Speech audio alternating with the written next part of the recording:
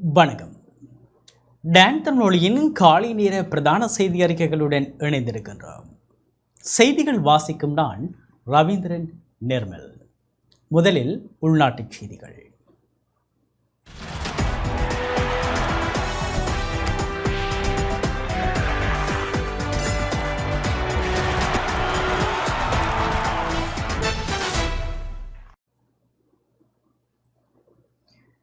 இலங்கையின் அபிவிருத்தியை இலக்காக கொண்டு புதிய வெளிநாட்டு நேரடி முதலீடுகளை கொண்டு வருவதற்கு அமெரிக்க அரசாங்கம் தயாராக உள்ளதாக அறிவிக்கப்பட்டுள்ளது. இலங்கையின் அபிவிருத்தியை இலக்காக கொண்டு புதிய வெளிநாட்டு நேரடி முதலீடுகளை கொண்டு வருவதற்கு அமெரிக்க அரசாங்கம் தயாராக இருக்கின்றது என இலங்கைக்கான அமெரிக்க தூதுவர் ஜூலி ஷங் தெரிவித்துள்ளார். அமெரிக்க வர்த்தக சம்மேளனத்தின் 32வது வருடாந்த பொதுக்கூட்டத்தில் உரையாற்றிய போதே அவர் இவ்வாறு தெரிவித்தார். கொழும்பில் நடந்த இந்த நிகழ்வில் அமெரிக்க வர்த்தக சபை அதிகாரிகளும் கலந்து கொண்டனர்.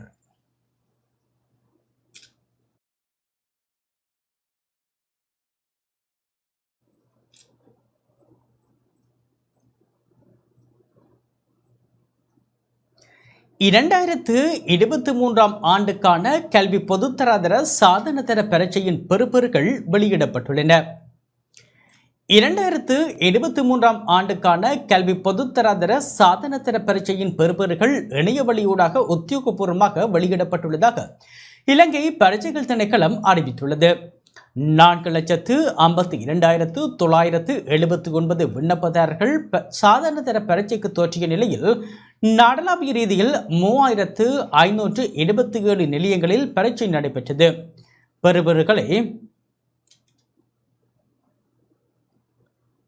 பெறுபேறுகளை இணையதளங்களில் பெற்றுக்கொள்ள முடியும் என்று பரீட்சைகள் ஆணையாளர் நாயகம் தெரிவித்துள்ளார்.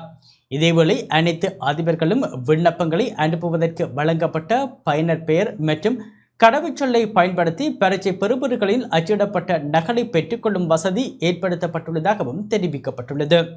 பெறுபேறுகள் தொடர்பில் ஏதேனும் வினவு வேண்டுமாயின் 1911 அல்லது 0112785922 அல்லது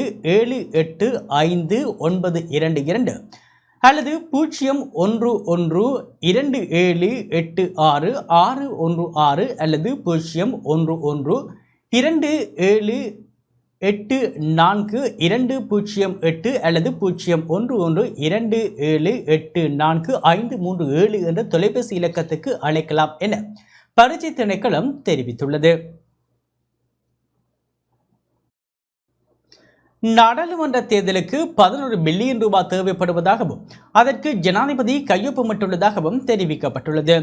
நாடாளுமன்ற தேர்தல் தொடர்பாக முதற்கட்ட பணிகள் குறித்த கலந்துரையாடல் நேற்று நடைபெற்றது. தேர்தல்கள் ஆணைக்குழு தலைவர் RMLA ரத்நாயக்க தலைமையில் தேர்தல் செயலகத்தில் இடம்பெற்ற கலந்துரையாடலில் மாவட்ட தெரிவத்தாட்சி அலுவலர்கள், பிரதி மாவட்ட தேர்தல் ஆணையாளர்கள் ஆகியோர் கலந்து கொண்டனர். இதன்போது நாடாளுமன்ற தேர்தலுக்கு 11 பில்லியன் ரூபாய் தேவைப்படுவதாகவும் அதற்கு ஜனாதிபதி கையொப்பமிட்டுள்ளதாகவும் தெரிவிக்கப்பட்டது. எதிர்வரும் நாடாளுமன்ற தேர்தலை ஏற்பாடு செய்வது தொடர்பில் இதன்போது கலந்துரையாடப்பட்டதாகவும் தேர்தல்கள் ஆணையாளர் நாயகம் சமன் ஸ்ரீ ரத்நாயக்க தெரிவித்துள்ளார்.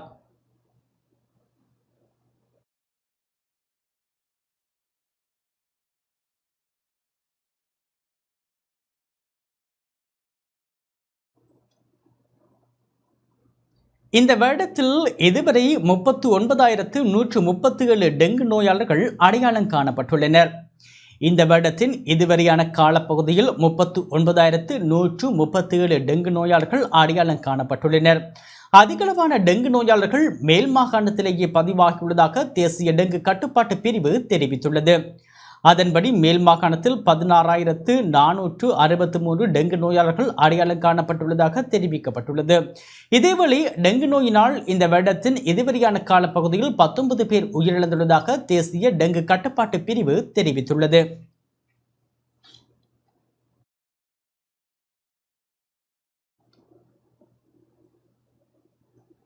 சித்த, ஆயுர்வேத மற்றும் சுதேச மருத்துவர்களை கௌரவிக்கும் நிகழ்வு யாழ் சுன்னாகத்தில் இடம்பெற்றது. சித்த, ஆயுர்வேத மற்றும் சுதேச மருத்துவர்களை கௌரவித்து விருது வழங்கும் நிகழ்வு யாழ்ப்பாணம் சுன்னாகத்தில் உள்ள தனியார் விடுதியில் நேற்று இடம்பெற்றது. யாழ் போதனா வைத்தியசாலையின் குழந்தைகள் மற்றும் சிறுவர் சத்திர சிகிச்சை வைத்திய நிபுணர் பாவண்ணா சயந்தனின் தலைமையில் நிகழ்வு நடைபெற்றது. இந்நிகழ்வில் விருந்தினர்களாக மயக்க மருந்து உணர்வழியியல் வைத்திய நிபுணர் நாவண்ணா தரணிதரன், ஒடுவில் பிரதேச செயலக அபிவிருத்தி உத்தியோகத்தர் சேனா சுகுணன் ஆகியோர் கலந்து கொண்டனர். இதன்போது ஆயுர்வேத மற்றும் சுதேச மருத்துவர்களுக்கு அவர்கள் ஆற்றி வரும் சேவையினை கௌரவித்து விருதுகள் வழங்கப்பட்டன.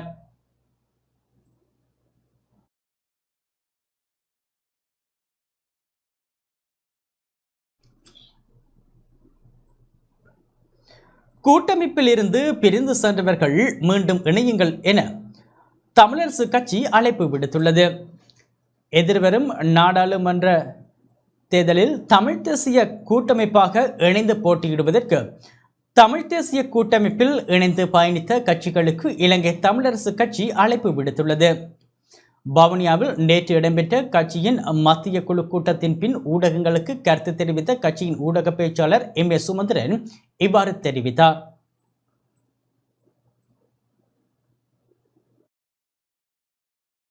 ஜனாதிபதி தேர்தல் சம்பந்தமான விடயங்களை ஆராய்கிற போது கட்சி கடந்த 1ஆம் தேதி செப்டம்பர் மாதம் 1ஆம் தேதி எடுத்த தீர்மானங்களுக்கு மாறாக செயற்பட்டவர்கள் சம்பந்தமான விடயங்கள் ஆராயப்பட்டன. கட்சியின் முடிவுக்கு மாறாக செயற்பட்டவர்களிடத்திலே விளக்கம் கோருவதென்று முடிவெடுக்கப்பட்டிருக்கிறது. திரு அரியநேத்திரன் சம்பந்தமாக அவரை கட்சியிலிருந்து விலக்க வேண்டும் என்று பலமான கருத்துக்கள் சொல்லப்பட்டாலும் 1ஆம் தேதி எடுக்கப்பட்ட ஒரு தீர்மானத்திலே தேர்தலில் இருந்து விலகுமாறு நாங்கள் கேட்டிருந்தோம். அதற்கு அவருடைய விளக்க கடிதத்திலே அந்த பதில் சொல்லப்பட்டிருக்கவில்லை. அவர் விளக்க கடிதம் எழுதியிருக்கிறார். காலம் தாழ்த்தி வந்தாலும் அந்த கடிதமும் வாசிக்கப்பட்டது. ஆகையினாலே அது சம்பந்தமாக ஒரு விளக்கத்தை கேட்டுவிட்டு நாங்கள் தீர்மானங்கள் எடுக்கலாம் என்று தீர்மானிக்கப்பட்டது. இந்த பாராளுமன்ற தேர்தலிலே தமிழ் மக்களுடைய பிரதிநிதித்துவத்தை உறுதிப்படுத்துவதற்காக விசேட அறிவிப்பை மனமுவந்து எல்லாரிடத்திலையும் விடுவதென்று தீர்மானிக்கப்பட்டிருக்கிறது. தமிழ் தேசிய பரப்பிலே இருக்கிற மற்ற கட்சிகள் தமிழ் தேசிய கூட்டமைப்பிலே இருந்து ஒவ்வொரு காலகட்டங்களிலே விலகி போன கட்சிகள் திரும்பவும் எங்களோடு சேர்ந்து தேர்தலிலே முகம் கொடுப்பதன் விரும்பினால் வந்து தமிழ் தேசிய கூட்டமைப்பிலே அங்கம் வகித்து விலகி சென்றவர்களுக்கு நாங்கள் வினயமாக ஒரு அழைப்பு விடுக்கிறோம். வருகிற தேர்தலிலே மிகவும் சவால் மிக்க ஒரு சூழ்நிலையிலே இந்த தேர்தல் இருக்கிற காரணத்தினாலே இணங்கி வந்து எங்களோடு சேர்ந்து இந்த தேர்தலுக்கு முகம் கொடுக்குமாறு இலங்கை தமிழரசு கட்சியுடைய சின்னத்திலேயும் தான் தமிழ் தேசிய கூட்டமைப்பு ஆக நாங்கள் கடந்த காலங்களிலே தேர்தலிலே போட்டியிட்டு இருந்தோம். அந்த விதமாகவே இந்த தேர்தலிலேயும் நாங்கள் போட்டியிடுவதற்கு நாங்கள் தீர்மானித்திருக்கிறோம். ஆகையினாலே அவர்கள் வந்து எங்களோடு சேர்ந்து இந்த தேர்தலிலே முகம் கொடுக்க வேண்டும் என்று நாங்கள் மிகவும் வினயமாக அவர்களுக்கு அழைப்பு விடுக்கிறோம். அப்படியாக அந்த அழைப்பை அவர்கள் ஏற்று வந்தால் மிக விரைவாக அவர்களோடு பேச்சுவார்த்தைகள் நடத்தி கூட்டமைப்பிலே எப்படியாக நாங்கள் வேட்பாளர்கள் நிறுத்துவது சம்பந்தமான விடயங்களை அவர்களோடு சேர்ந்து ஆராய்ந்து நடவடிக்கை எடுப்போம். அவர்கள் இணங்கி வராவிட்டால் இலங்கை தமிழரசு கட்சி தனித்தும் போட்டியிடும். திருவண்ணாமலை அம்பாறை மாவட்டங்களிலே விசேட கரிசனை செலுத்தப்பட்டது. அங்கே ஒவ்வொரு மாவட்டத்திலேயும் ஒரு உறுப்பினர் தமிழ் உறுப்பினர் மட்டும் தெரிவு செய்யப்படக்கூடிய சூழ்நிலை இருக்கிற காரணத்தினாலே அந்த விடயங்களை அந்த மாவட்ட கிளைகளோடு நாங்கள் பேசி ஒரு முடிவுக்கு நாங்கள் வரலாம் என்று தீர்மானித்திருக்கிறோம். இந்த தடவை வடக்கு கிழக்குக்கு வெளியே இருக்கிற கொழும்பு உட்பட தமிழர்கள் வாழுகிற மற்ற மாவட்டங்களிலேயும் நாங்கள் போட்டியிடுவதை குறித்து நாங்கள் பரிசீலனை செய்வதாக முடிவெடுத்திருக்கிறோம்.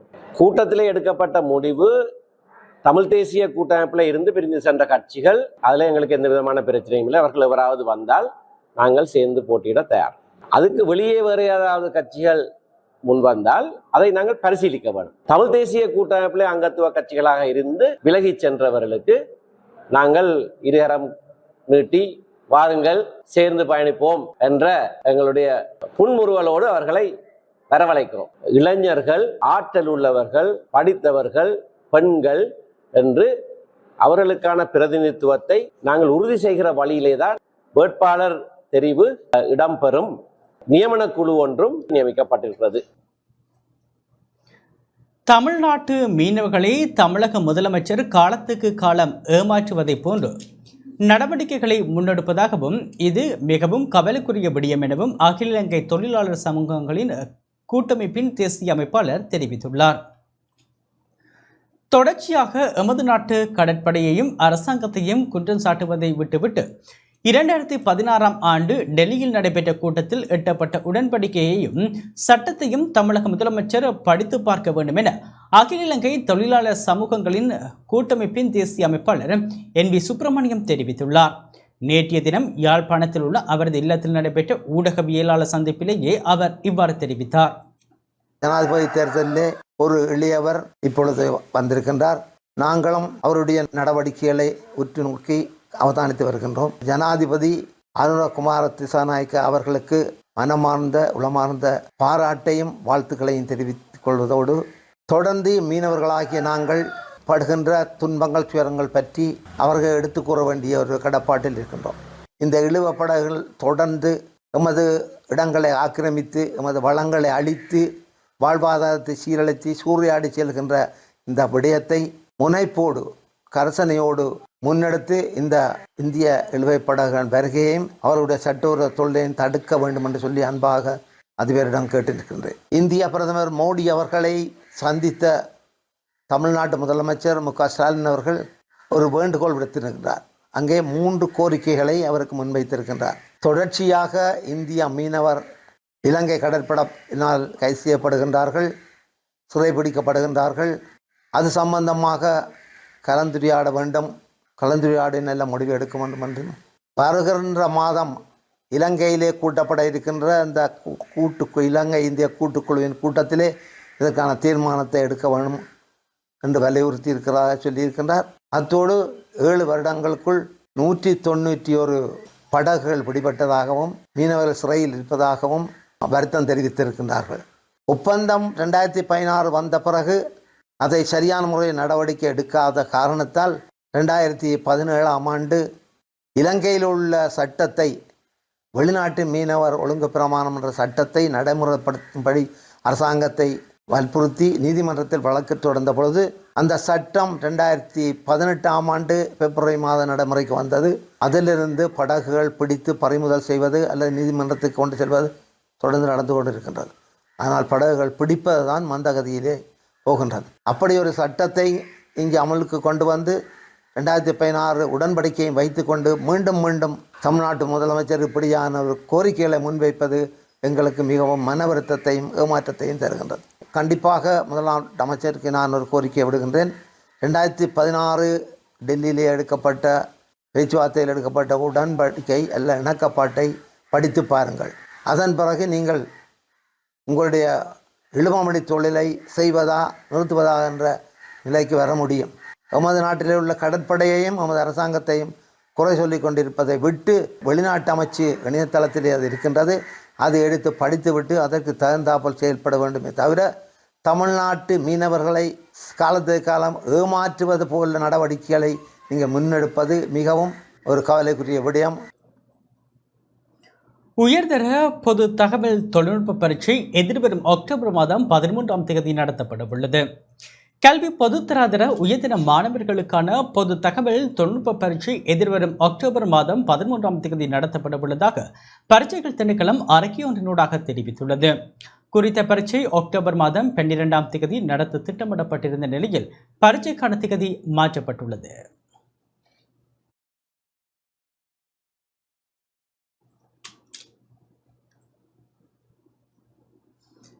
ஈரோஸ் கட்சியிலிருந்து விலகுவதாக அக்கட்சியின் பிரதி தலைவர் அறிவித்துள்ளார்.